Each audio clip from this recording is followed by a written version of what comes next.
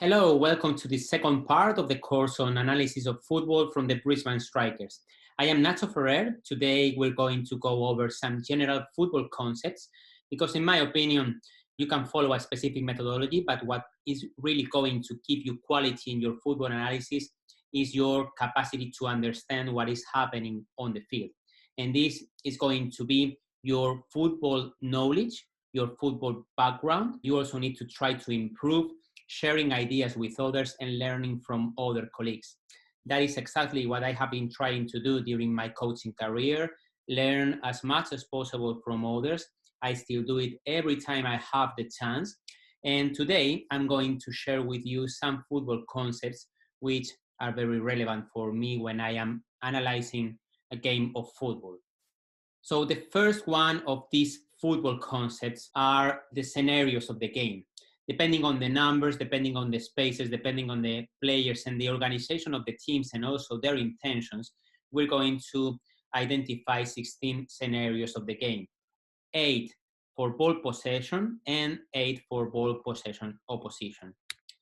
It's like if we had a number of lights, 16 lights, every time there is one situation on the field, one of those lights should be lightning. One of those scenarios of the game should be telling us what is happening on the field.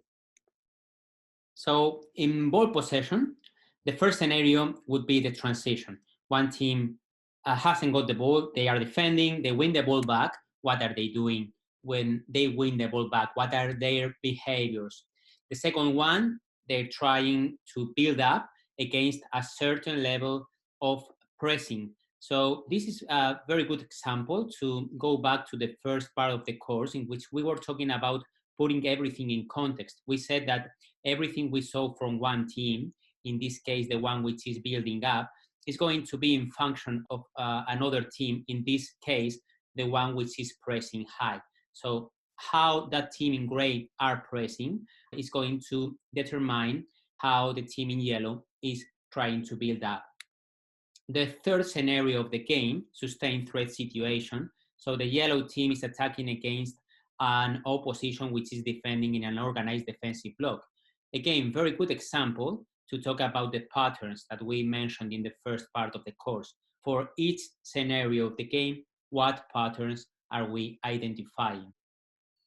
Beautiful scenario, this one. So attacking open spaces, this team in yellow has got the possibility to run with the ball and attack in a fast manner against a disorganized opposition. So how are they dealing with this situation? And even more, are they deciding to attack these open spaces or not? Because some teams, because they don't have maybe fast players, they prefer to be patient and to let the opposition reorganize. All these patterns are going to be important in our football analysis. The 50-50 balls, very important for high performance analysis. When a team is in possession and because they are under pressure or because they decide to do so as their preferred style of play, they play long, they put that ball in a 50-50 situation and they have to re-win it. So what positioning and what behaviors are they showing to re-win that ball and play from there? It is not so important who wins the first ball, but who wins the last one. The outcome of this 50-50 situation, in my opinion, is what team is able to win that final ball. Finishing scenarios, so everything a team is doing when they are attempting to score, when they are in that finishing area, very close to the opposition's goal or to the opposition's box, their positioning, their patterns, their behaviors, what they are doing in those situations. The dead balls, any kind of restart of the game, either from a kickoff or a throw-in in different parts of the field. Zone 1 in this example, zone 3 in this other one, different kinds of restarts, what they are doing in each one of them. And if we can spend some time when the ball is not in play and we can take a look at the positioning of the team when they are trying to occupy those positions to have success in those dead balls, the better our analysis will be. Balance. So when a team is attacking and normally we are focused and everybody's focused on the ball, what the further players are doing. In this case, the yellow team is attacking. So what are these players in the shadow trying to do in order to prevent a potential counter attack? This is something that we saw also in the first part of the course. So if the camera shot is not wide enough, we are going to lose these situations with the further players, and therefore we won't be able to analyze the balance. When we are watching a game live, this is easier to do. It is also very, very important, the players which are close to the ball or closer to the ball, what is their behavior and how are they positioned, even when they are attacking, in order to prevent a potential turnover. So those are the 8 scenarios for BP. The same scenarios, but now from a defensive perspective when the team is BPO. The first one, so this team has got the ball, is in possession, they lose it. What are they going to do to try to win it back? Different behaviors. Defending the building up phase. If the opposition is trying to build up from the back, how is this team in yellow, in this example, doing in order to try to prevent that building up? The third scenario, defending in a defensive block. The fourth one, if the opposition is able to win the ball back in counterattack, or if they are beating our high pressing system and they are attacking open spaces, and we are trying to reorganize, how is this team trying to get that reorganization? Direct play, but now defending, so the opposition is playing long. What is this team in yellow trying to do in order to defend those long balls, and as we said in the BP phase, to win the final ball? The sixth scenario of the game, avoiding finishing. So the team defending is trying to stop the opposition scoring. So what are their behaviors in these kinds of situations? Their positioning, their football principles, their body shape, and their defending concepts when they are trying to avoid the opposition finishing. Dead balls, all the behaviors and patterns that we can identify in the yellow team when they are defending any kind of restart situation. And when a team is defending and we are focused on the ball, what are the further players doing in order to be ready for a potential turnover? Also, the players which are closer to the ball are going to be important because their defensive behaviors can be linked to a transitional role, but the further players are going to give us a lot of information. So these are the 16 scenarios of the game, 8 for BP, 8 for BPO, and this is going to be the base for our analysis. Another key concept is going to be the team structure.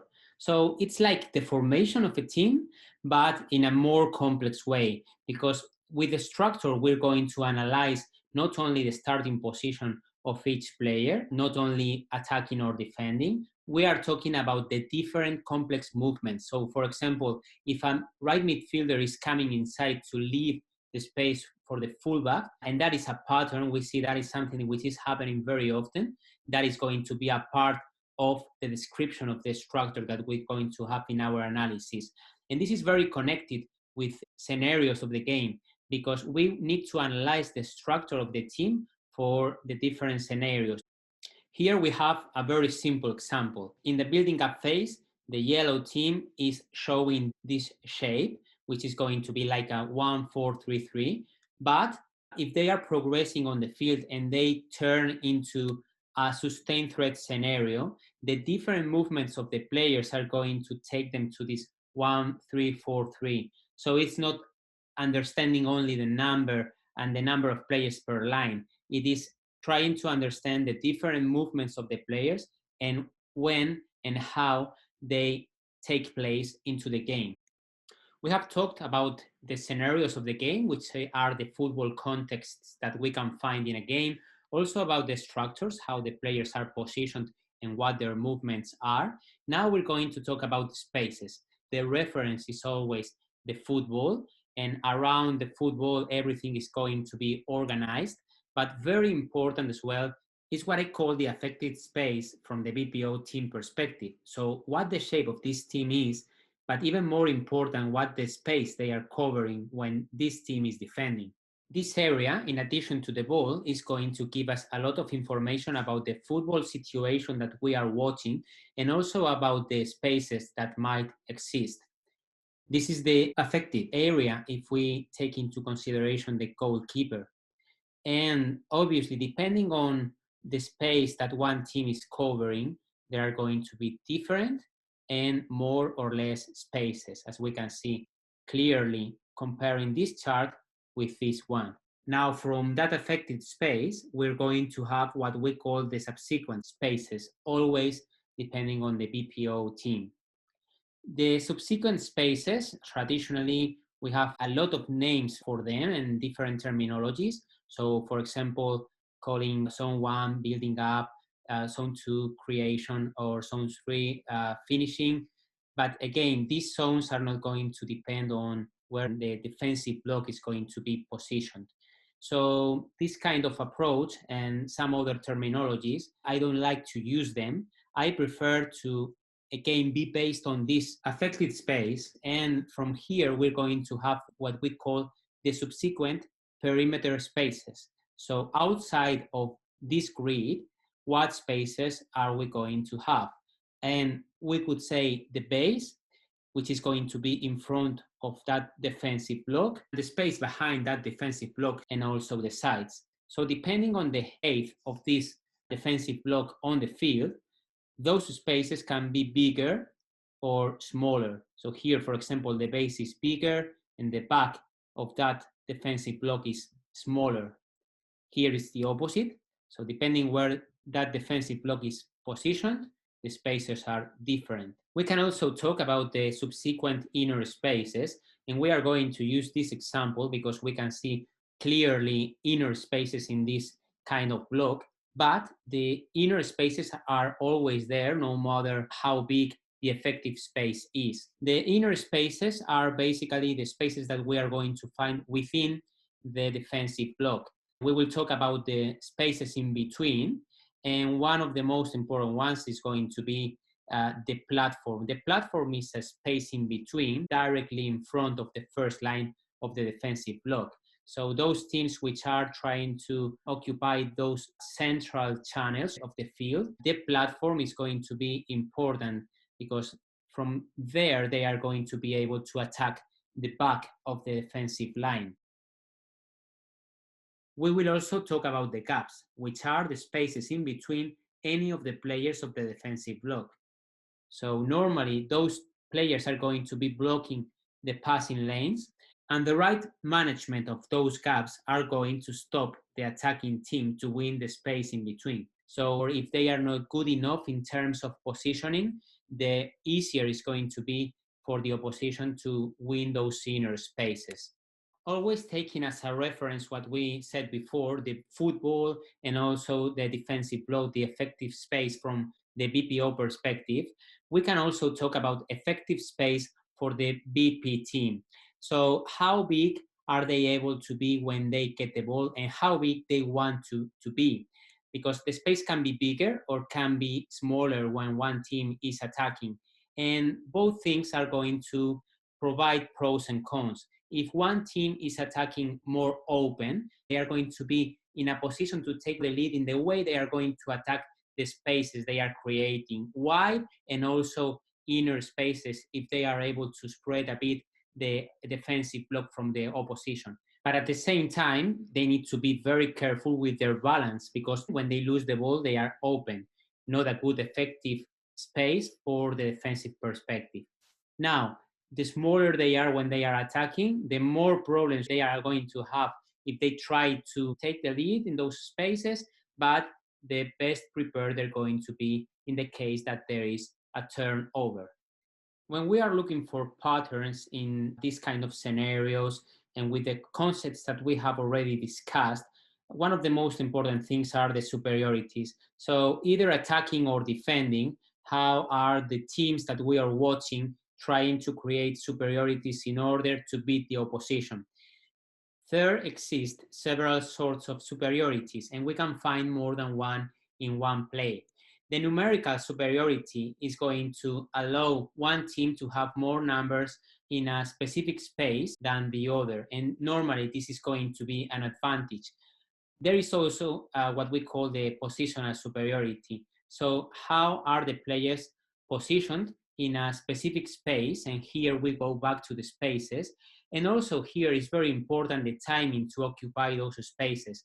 So it's not only the positioning, it's also the quality of the movements of the players to occupy a space that is going to allow a positional superiority. Obviously, if this is linked with a numerical superiority, more advantage for that team. When we talk about the quality superiority, we can think very clearly of players like Mbappe or Messi or Cristiano. They are going to provide a quality superiority. So even in a situation in which they don't have a numerical or a positional advantage, they can provide a superiority because they are better than others. And obviously, in the quality superiority, we're going to have different sorts of quality superiority depending on what that player relies on to be superior to others. It can be physical qualities, it can be skills, it can be tactical approach, many things, but that player is going to be superior to others. We can also talk about collective quality superiority when it is not an individual which stands out against another player, but it is a group of players or a whole team who have the capacity to carry out combinations in a manner that makes a difference. These players might not be superior as individuals, but together they show a quality superiority. This also applies to a partnership between two players who increase their individual capacity by playing together. The contextual superiorities is a concept that I created in order to explain anything that didn't fit the other superiorities that we have already mentioned. So let's imagine a player which is challenging another one, which is already booked. That for me would be a contextual superiority. Also, if a player is defending inside of the box or outside, makes a difference in terms of a contextual superiority. More from a collective perspective, if let's say a team have considered a goal and they are a bit low from the mental perspective in a specific moment of the game, or we are talking about conditioning superiority from one team against another, those things are, in my opinion, contextual superiorities. Everything we have mentioned so far, we have to put it into context of the pace, because we can see very good movements, or we can see a high pressing which is already well done from a positioning perspective, but the pace, the intensity, the speed of the actions is going to be essential. So every time we are talking about something in our analysis, we need to take into consideration the pace from one team, from the opposition, and also from the competition in general. In football, all the scenarios of the game are linked and connected between them. That means that everything is going to have a cause and a consequence. This is the principle of the chained actions, which is going to tell us that everything that we are watching on the field, we need to take into consideration what happened before and what is happening after. And finally, we need to talk about the different phases of a game, because we will need one analysis per each one of the phases of a game. In other words, maybe we have understood everything which is happening on the field, but it can change. So the phases of the game can obviously be the regular kickoff, the first half, the second half. Has anything changed between them? Then we can have turning points. They can come because of the game itself. So there is a goal, for example. Has anything changed from that goal? We need to be aware of that change, and we need to be able to reassess our analysis and see what is happening new in comparison with before that goal. Then we can also have some turning points which come from what the coaches are doing. So a substitution or a tactical change. It can be a turning point as well.